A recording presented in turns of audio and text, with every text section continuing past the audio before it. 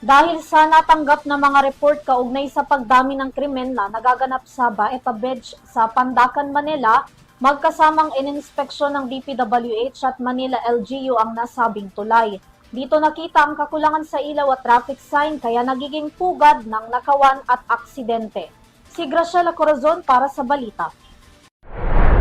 Ininspeksyon ngayong araw ni na Department of Public Works and Highways or DPWH, Secretary Vince Dizon at Manila Mayor Francisco Isko Moreno Dumagoso ang Baeta Bridge sa Pandacan, Manila matapos itong makatanggap ng ilang ulat ng aksidente sa tulay.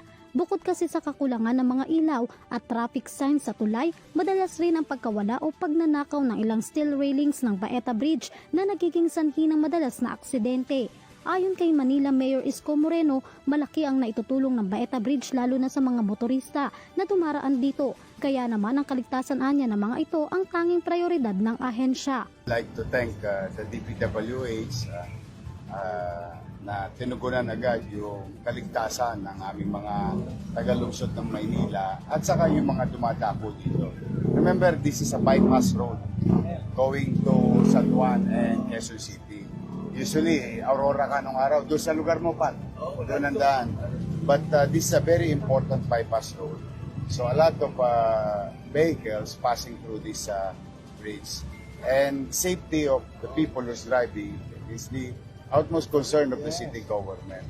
Natutuwa naman talaga kami kay Secretary Vince, kila DE, na ikinabit, tapos lalagyan pa ng mas magandang kapit. Kasabay nito, pinaalalahanan din ng alkalde ang mga individual na sangkot sa pagnanakaw. Gayon din ang mga bumibili ng gamit na mula sa nakaw na may karampatang parusa ang sinumang mahuling lumabag ayon sa Presidential Decree No. 1612 o ang Anti-Fencing Law. Generally, not only to DPWH property, no? Ang isang nakaw na gamit ay pag binili, may batas yung nagsasabi yung anti-fencing. Mabigat po ang kaso noon. Hindi lang po magnanakaw ang kinakasuhan, pati po yung bumili. Mano pa yung pandagdag sa bigat kung ito'y property ng pamahalaan. Remember, all this is infrastructure, materials installed in public places done by government is pag-aari ng pamahalaan. Kaya mag-iingat sila. Hindi araw-araw Pasko sa magnanakaw. May Pasko rin sa pulis.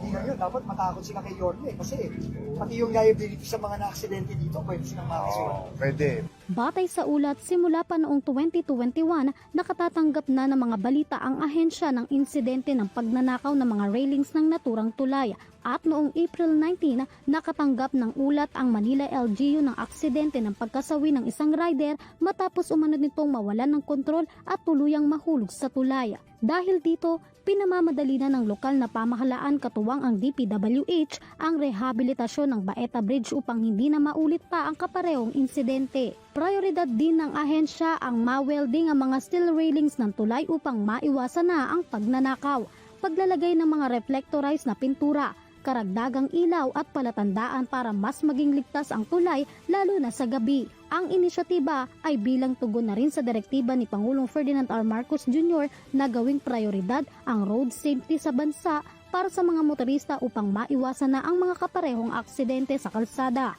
Para sa EuroTV News, Graciela Corazon, sumasaludo sa bawat Pilipino.